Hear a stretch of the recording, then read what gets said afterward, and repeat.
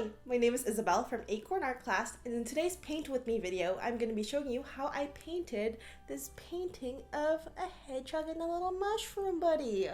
If you didn't know, my favorite animals are hedgehogs, thus the inspiration for the subject. I'll be doing a voiceover explaining and going through what I did and why I did it, so let's get straight into the video. So I'm starting off by showing you my paint mixing process. I will definitely have a much more in-depth tutorial format video on this in the future, but for now, just as a rundown, usually what I'll do is start off with the three primaries, white and black. So the primary colors that I use are cadmium red, cadmium yellow light, and French ultramarine blue. But because this painting has a lot of green as it is in the forest, I just wanted to make my life easier. And also I will take any excuse to use the color sap green. If you didn't know, my favorite color is, or paint color at least, is sap green. I'm also mixing up some reds and orange hues. I definitely have a bad habit of mixing up way too much paint, but this is basically for the sunset portion of the painting. And then I have some purples and neutral hues for the hedgehog itself and the mushroom. And this is the color palette I end up with. Now, as always, I'm starting out with my orange sketch. For this painting in particular, it's semi-imagined in the sense that I had reference photos, of course. So what I had was I had a picture of a mushroom just on its own, a picture of a hedgehog on its own, and I pulled a separate picture of a bouquet background, tree and forest, which means like a blurry high-definition photo. I mean, like a high-definition photo of where the background would be blurry. So I basically pulled the separate pieces of the painting and then putting it together in my head. And with this, I just constructed the lighting on my own, meaning that I kind of chose where the light source would come from. And with that, I chose that the light source will be shining behind the subject, behind the hedgehog and behind the mushroom. So it'll be coming through these trees and the leaves. And I started out with putting the yellows and the orange down first, the lights, because I have a bad habit of muddying up a painting, because I use very few brushes. And now I'm blocking in the trees. I'm going in with a light hand and some, like, kind of drying out my brush with my paint and then just blocking things in first. And because it is going to be a bokeh, blurry background, I'm not too concerned about making it so particular. And also I'm letting the warmer spots of the trees with the warmer reddish brown be where the sun would hit closer, and then the background or the shadow portion of the trees be a more cooler neutral brown. And now I'm just kind of haloing out the subjects, the mushroom and the hedgehog. And by this, what I mean is I chose that the light source would be behind the subject. So when from our perspective of the photo or the painting, we see that the light is hitting their heads or the back of themselves and kind of creating this outline, a slight halo around them to just show that it is backlit. It's if you see in like photographs in golden hour, that's a lot what happens a lot. And I'm laying it down first now because in the process of layering paintings or just going in layers, it's a lot easier to have this already laid down and work on the subject rather than kind of trying to fit it in and going around the actual subject after it's painted. But you know, the best way actually is to let it dry and work in layers like that. But I do not have patience. I think the last thing I want to do in life is allow a painting to dry and work in layers. So we're not going to do that. So I do later on kind of have to fix it back and forth because you just saw like the halo kind of got muddied up right now. But I do fix it later on. But now I'm kind of redefining the trees so that you can see them a little better. But still, because it is bokeh, I'm letting it kind of block out instead of a more aggressive tree shape that is clearly identifiable. So yeah, once again, it's all about building that perspective and building the focus.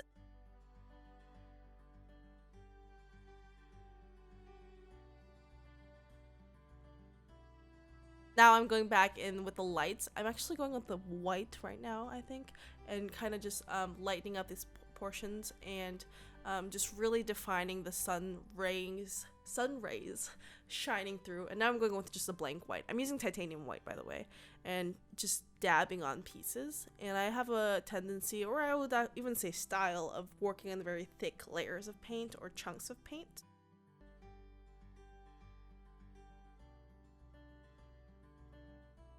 But now I'm doing the shadows of the mushroom, and because this is my subject, I will go in with a more traditional, or my more, not traditional, but like my traditional method of doing a subject, which is getting the darks, usually a cool tone, especially because the light source is warm, a cool tone shadow color, and drying it out on the brush and kind of fanning it and almost scrubbing it onto the paint, onto the panel, because what that does is it kind of shows the shadow in a more translucent way, and then that helps build the more realistic vision, because shadows don't have weight. If you look at a shadow in real life, you don't see a chunk on the floor. It just actually seems kind of translucent and lightweight. Just watch Peter Pan a few times and you'll get it. Or actually don't, because that shows the opposite of what I'm trying to say. In Peter Pan, shadow does have weight. It's its own character and it actually is defined. So don't watch Peter Pan. That's what I'm saying. Don't watch Peter Pan. And now I'm following just the more like light theory with how the volume of the mushroom and how the shape and the roundness, like what portion of it is sunk in and what portion is sunken out. Once again, if you guys would want, I will definitely do a more in-depth tutorial on this and light theory, but this is just a quick demonstration of how I would express the volume, the plumpness, the voluminous badonkadonk of the mushroom. Can we call that the head of the mushroom that now? We just call it the mushroom badonkadonk. We all agree? All who agree say nothing. Okay, I'm taking that as a yes.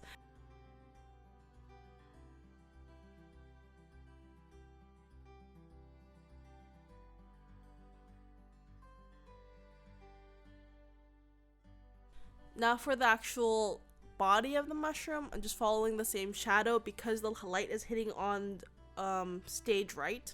Is that what I would call it?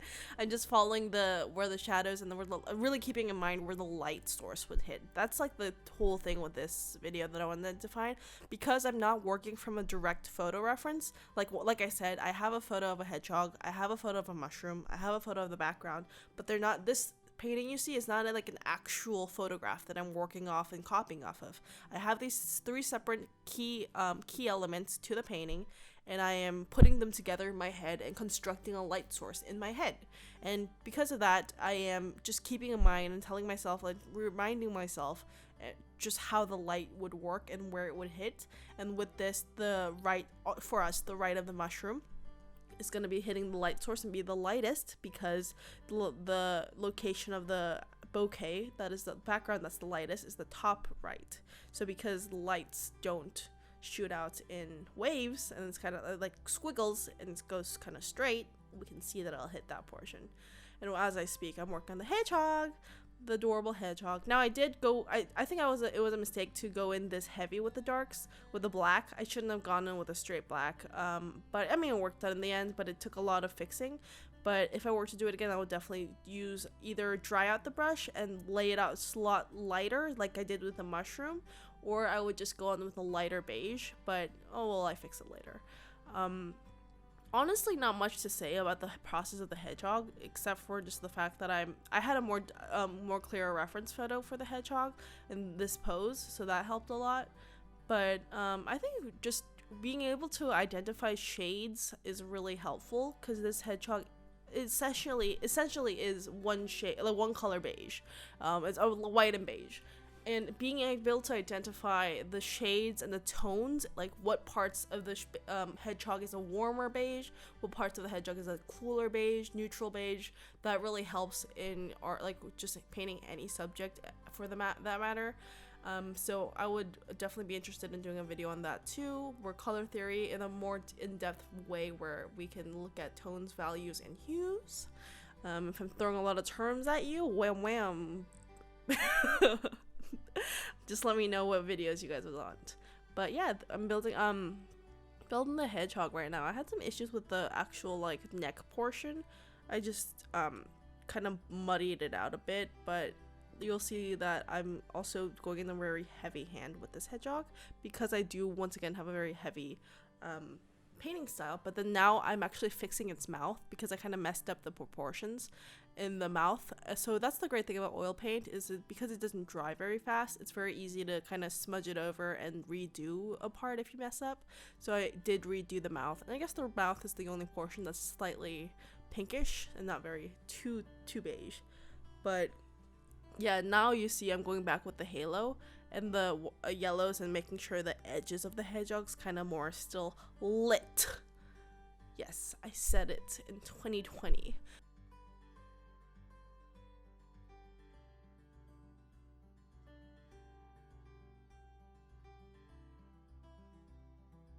I'm working on a very tiny brush, by the way.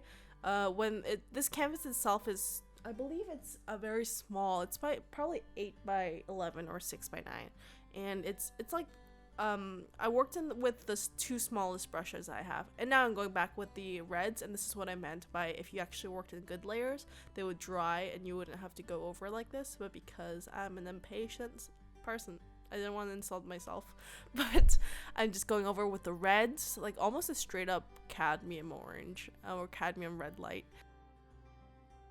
Just letting the edges of the hedgie, that should be his name, edges of hedgie, just glow it up, basically. Now you'll see that I'm going in very heavy with the whites. Once again, it is a stylistic choice that I did adapt, but it is generally recommended to have a more heavy, thicker hand when you are working with lights, and especially whites. And now I'm just kind of expressing the more pooky spiky parts of the hedgie, because he's a spooky boy. He's a spiky boy. He's the spikiest of the spookiest boy. He is spiky, but he is spooky, and he is yet still spiky spooky boy. Hedgie is just adorable. I mean, at this point, like I'm also bringing some of the yellows into Hedgie's back, just so that you can see the light seeps through, because it would look very unnatural if the light just kind of stark when it was in the back. Oh, and now I did skip a portion, but I did finish up the highlights, and now I'm going in with the grass. And the grass is very simple, actually. I just kind of once again kept in mind with the light source where you kind of see the direct diagonal form that the light follows, right? And also light spreads. So kind of seeing it as like a triangle, like a triangle with a very big bottom. A big butt triangle where the bottom two sides of the triangle would extend a lot longer. So I'm using that, and also making sure some shadows go in to show the more crisp part of the subject. But I'm once again using my smallest brush and just going in a fast up and down motion, and it really helps express like the jaggedness and more organic shapes. Because if I was more meticulous, and if I was more working on each individual grass, and I was trying to show grass stains, I mean, you could. I'm not saying it's bad. Hyper-realistic style is also very, very great, but that's just not how I do it. But if I were to do that, I think that it would be a little less organic of a painting, and that's not what I was going for. So just going with jagged motions, and then now I'm just putting in some shadows and working through that in general, just more making sure the picture painting as a whole makes sense, because at this part pretty much everything's done. And I take out some of the halo portions, as you saw right there. I took out the halo on the left side, the left edge of the mushroom, because it wouldn't make sense if the light source is hitting its right, that it would be glowing all around. Like this isn't outer glow on Photoshop, it's actual light source. So I'm actually lightening up the light source where it hits first, and taking it away as it goes around the mushroom. And now I'm going in with some white and putting in the light source once again. I just said that so many times, but I mean, I think repetition is important, so I don't think it's a bad thing that I'm mentioning it over and over again, because I just want to really get it across that that's the key to building a world as a painter, because it's reference photos, like directly kind of working off of a completed reference photo is great to practice, but eventually it would be very useful and helpful to be able to build a structure and an atmosphere and a world within your head. So I think that's like the training that I want to do to get even on a grander level. Like this is just three separate images that I put together with a light source in my head, but I want to be able to build a world and be able to do that in my head. So this is my practice, and then the first step would be working from reference photos to actually extensively study lighting. And I think once it's like step by step, but I'm not saying either like that step's not good, because it's necessary to get to the next step. but I think an eventual goal of mine, and I would imagine a lot of people, is to be able to create a world, an atmosphere, an image within your head with just some aid of like reference photo as subject and to see like what it is, but eventually build a world in your head and a painting in your head that's yours. So with that, I'm gonna say it once more. Everybody say it with me. Lighting source. Study light theory and lighting source. And yeah, I will have a video on that soon. So I feel pretty mellow right now. I don't know why. It's a rainy day, guys. It's a rainy Thursday. And now I'm just going in with the lights. And also I worked on the bouquet a little bit more in the background, as you saw. So just a little more dabs of paint. And that is the completed painting. Hedgie is adorable. I love Hedgie. Hedgie deserves the world.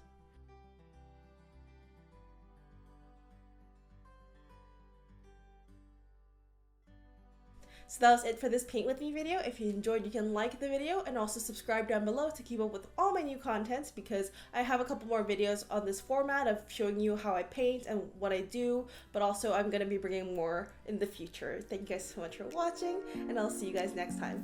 Bye!